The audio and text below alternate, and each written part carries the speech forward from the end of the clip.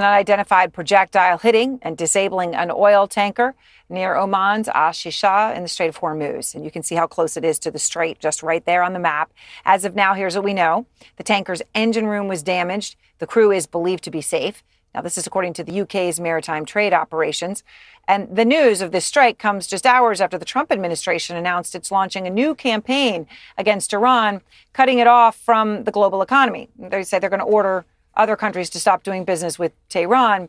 That has historically been impossible to implement because it involves countries that the U.S. does an incredibly large amount of business with, whether it be South Korea or other countries. And it's unclear whether this will do anything to further disrupt Iran's economy because Trump has already said that Iran's economy is decimated.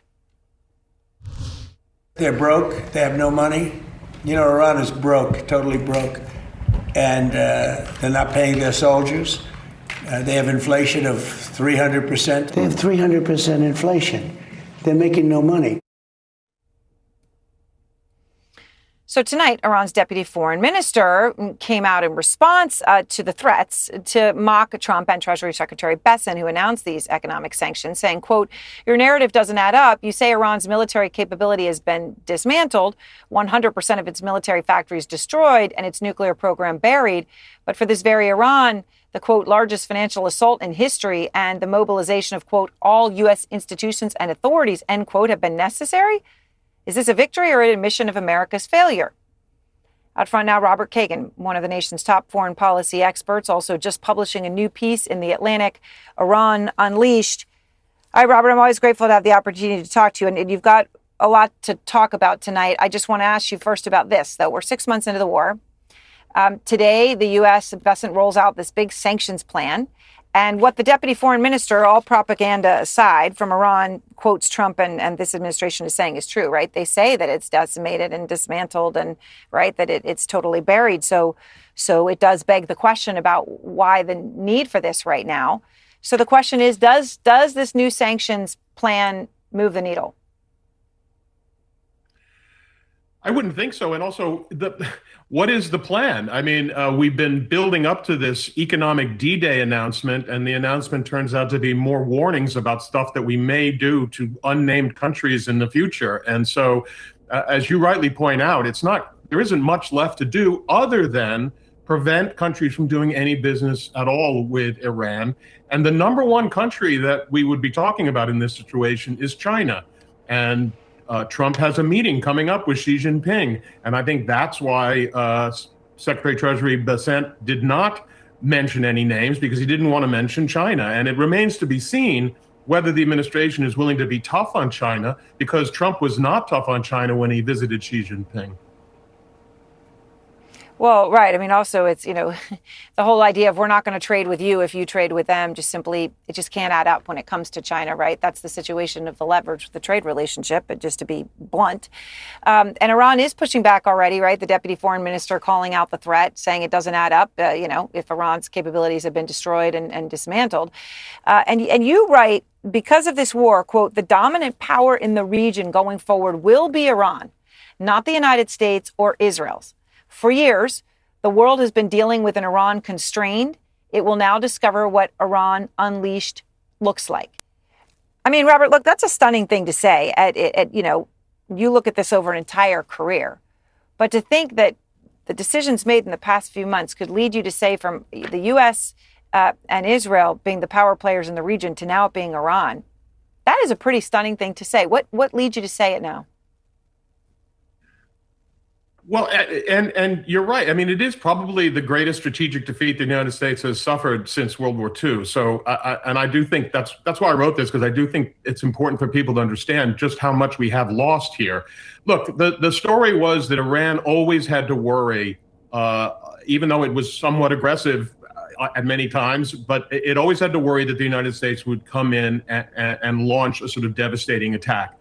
Well, now that the United States has launched an attack that was meant to be devastating, and Iran has survived, and now the United States is out of all kinds of munitions, of missiles and defense interceptors, the Iranians know that really the United States does not have a military option right now. And that is the reason why the Trump administration is now trumpeting their economic sanctions. But that's a major retreat, and the Iranians understand it. that means Iran is essentially now going to go forward in substantial control of the Strait of Hormuz, which gives it incredible power to deal with not just the region, and all the Gulf states are now going to have to make their deals with Iran, but also with the rest of the world. Countries like Japan and Korea depend on access to the Gulf energy sources, something like 90 to 95% of their economy. And so what are they going to do now? And what they're going to do is cut their deal with Iran. And that is how Iran is now emerging as a major player in the international system from a position that was incredibly weak just maybe a year and a half ago. What is interesting, because you're actually saying that the control of the Strait of Hormuz is a more useful instrument of power than a nuclear weapon, which I also think is an incredible thing to say, because you say a nuclear weapon might deter an attack, but control of the strait gives Iran leverage every day over dozens of countries. And this is something that... That's right. Well, while you... Yeah, go ahead. No, I'm just saying that Iran has already made clear that they will not only charge for transit through the strait, but they will take it upon themselves to decide who gets through and who doesn't get through. They've already said that ships associated with their enemies, meaning at least the United States and Israel, will not be getting through the strait. So all the countries around the world will understand that if they want to be able to get their oil supplies, they're going to have to be friendly to Iran, or at least not hostile to Iran. And that breaks down the whole system of containment of Iran that the United States and Israel and other countries have erected over the years. So the administration has applied a whole host of measures to pressure Iran economically. It calls this an economic D-Day. Are these measures, in your view, a significant level up from those already in place? Frankly, no. A lot of the measures that were discussed by Secretary Bessent today are the kinds of sanctions that we've had in place for years. And frankly, a lot of the work that he was talking about that's going on now, this quiet diplomacy with those who may be doing business with Iran, has been essentially a daily bit of activity for the Treasury Department, State Department, and others, at this point going back decades, with a brief interruption for the nuclear deal we had some years ago. So a lot of these tools are the same. A lot of the people who are doing this engagement are the same. Really, there isn't a whole lot that is new here other than the threat that this is somehow going to be transformative for Iran's economy. If one were to pick a country that does a great deal of business with Iran, it would be China, given how much oil in particular it imports from there. You saw that he was asked quite directly, are Chinese banks and other entities going to face secondary sanctions? I mean, he didn't say China, but he did seem to say, well, everybody. Is this administration, which is so focused on easing economic tensions with China, really going to do that? To date, I think you'd have to conclude no, right? There have been plenty of opportunities for this administration to ramp up the pressure on China, both when it took office, now, 18 months or so ago, and then at various different stops along the way as it's expanded its maximum pressure campaign that it put back in place, or at least said it put back in place at the start of the administration, to the Xi and Trump summit, where they were talking about these sorts of issues in Beijing. There's no real evidence that the Trump administration has decided to significantly ramp up the sanctions pressure on China. They've imposed sanctions on some of China's teapot refineries, these small oil refineries, and some of the facilitators and shippers. But that's really kind of a keeping with what the Biden administration was doing before it. So at this point, I think it'd be pretty hard to say that the Trump administration has demonstrated a willingness to really ramp up the pressure on China. Do you see an actual path to reopening the Strait of Hormuz completely? Because Iranian officials say, well, they've got some economic leverage over the U.S., and the fact is they do. I mean, with oil prices, gas prices, not just, of course, over the U.S., but those all around the world who import oil through the Persian Gulf, the administration is claiming that oil is going in there through there more than we know. Is that actually true?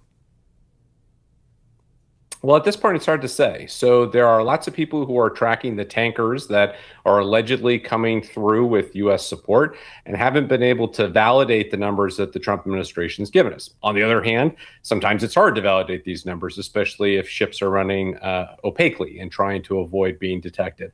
I think the bigger thing that I would point to is that with the blockade in place, with the blockade the U.S. Navy has put in place, we're already putting a significant amount of pressure on the Iranian economy. Sanctions are going to augment that and add to the pressure that's already being felt there. But we've not seen thus far enough relief from the pressure Iran's putting in place to speed up our clock with Iran. Instead, really, at this point, we're kind of at a stalemate. And a stalemate is going to benefit the Iranians. You've argued the next Iran deal should be narrower and therefore easier to implement. So how narrow exactly? Well, I think the most overriding imperative for the United States at this point is getting the Strait of Hormuz open to get commerce flowing again, not just oil, but also refined products, which are really now the main shortfall, things like diesel and fertilizer, and trying to make sure that the global south, for instance, can have planting seasons and so forth. And I think that to do that, the United States may need to drop the blockade and give some amount of limited sanctions relief. Be good to also get some transparency into Iran's nuclear program, some understanding of where their highly enriched uranium, the material that could go into weapons, is right now. But if our objective is to try and prevent Iran from continuing to be a threat, giving significant sanctions relief, lots of money to the IRGC, to me, strikes as a bad idea. So I think in the first instance, I would try and get the strait open, trade that for the blockade, maybe a limited sanctions relief, and then see what happens thereafter and know whether or not the IRGC is a reasonable negotiating party. I rather suspect we'll find they aren't.